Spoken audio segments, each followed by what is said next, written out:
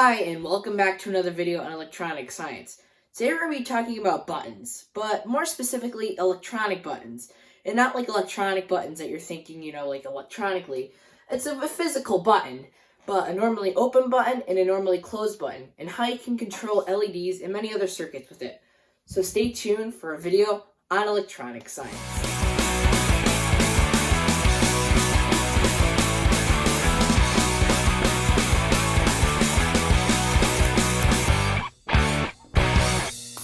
Alright everyone, so welcome back to another video on electronic science. So today we're going to be talking about the push button. Now, the first thing we need to go over is normally open switches and normally closed switches. Now, this button isn't a switch per se, but you can make it, this is a special button where you can make it normally open or normally closed. So you can see right here, we have a button on our breadboard right here. You can see, focus is right there. And you push it, and it works just like a button, right? And so basically, this is a button, and right now I'm going to set it up for a normally open switch. And so basically, what a normally open switch means is that it doesn't let current in. When the circuit is open or broken, it means it cannot pass current through. So when you wire up the positive and negative to the button, it's open, so it will not power the circuit down the road.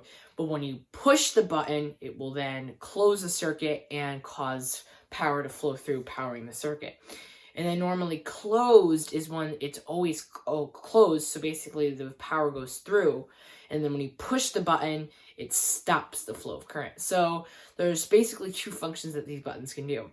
So you might be thinking, well, what is normally closed really used for? So normally closed is for like using like sort of like a computer system or something like that. You can build like small breadboard computers. Go check out some of those videos on YouTube. They're pretty interesting. Someday I want to build one. But basically, to reset something or something like that, if you want power to normally go through there, but you need to cut power for whatever reason to reset something, or you just need to cut power for an emergency situation, if you hold down that button and push it, it will stop the flow of current to the entire circuit. But if you want to just, push the button and turn the circuit on for a couple of seconds, like a push button, then you set it up for normally open, and then all you got to do is when you want to power it, you just hold down the button, and then when you release it, there's power will turn off. That's basically what we're going to do. So first we're going to start off with a normally open switch. So let's get started with the wiring. Okay, everybody. So we have a zoomed in right here. I'm going to use this nail as my pointer, okay? So right here is the button, right? And then right here is the resistor that we're going to be using.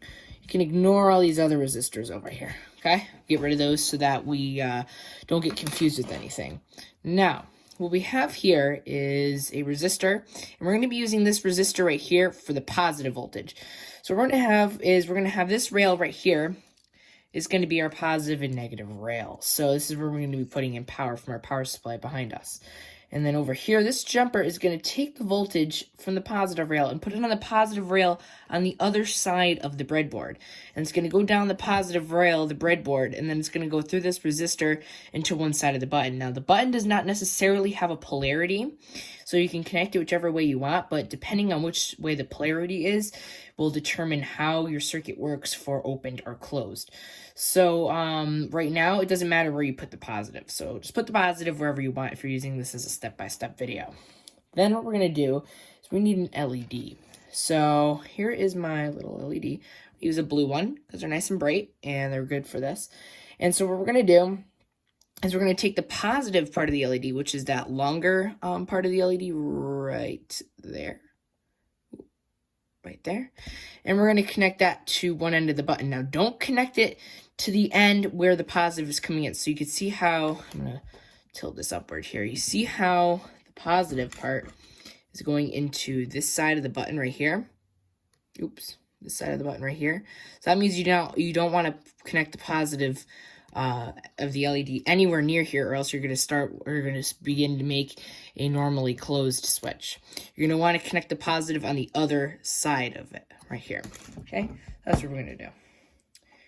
The positive, the longer one, connect it here, but I'm going to put it down here, so we have a little bit of worm. Oh, actually, you know what? No, I'm going to bump it up one more.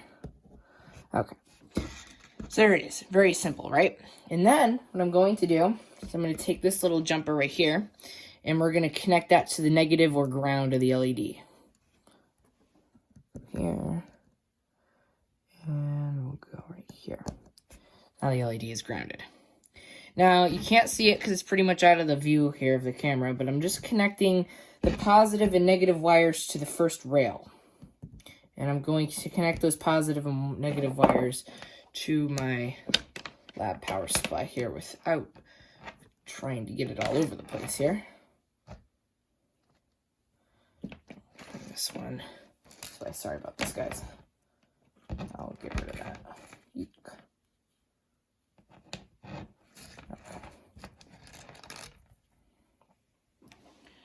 Like so.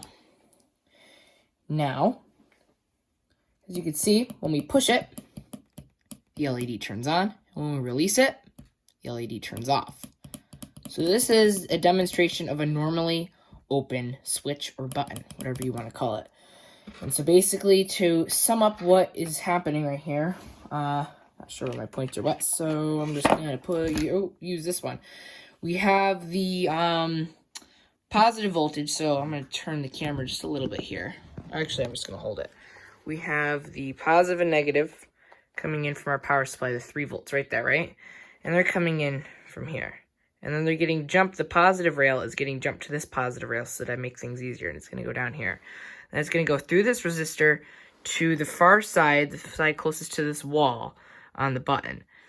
And then over here we have the LED connected to the side closest to the camera of the button, this side, not the outside. And then the negative LED of the LED connected here, which goes to ground through the power supply or negative. And that's basically it. And we're just using a resistor as a jumper so that we don't blow up the LED. As you can see, when we push it, turns on. When we release, it turns off. Pretty cool.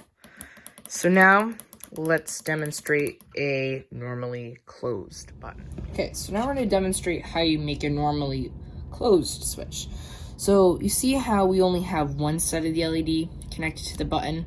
Well, now that's going to change. Now you're going to want to connect both sides of the LED to the pins of the button. So that's what we're going to do here. So now we have, I believe, the positive one connected to here on the button. Doesn't matter which polarity. It goes to the positive part of the LED. And then the negative is connected to the other side of the button. And we're going to jump the negative over with this jumper over here really quickly. And the negative from the negative rail to this side. And you can see the LED turns on. Now when I push down the button, the LED turns off. And when I release, the LED turns on.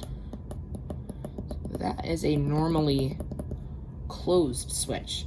And so just say the system is on and like, oh no, it's crashing, holy cow. And all of a sudden you just push this, everything turns off, all the capacitors discharge, and then bam, boots right back up. That's basically what you can do with a normally closed switch. And we just have the resistor here to protect it just in case.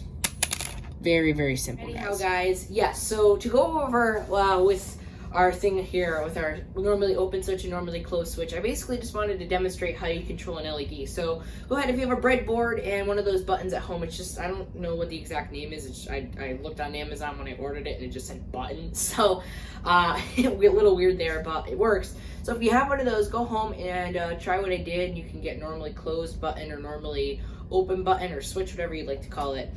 And just hook up 3 volts from your supply and wire everything up on the breadboard and give it a try. It's actually pretty neat, and it teaches you a little bit about how things switch in electronics.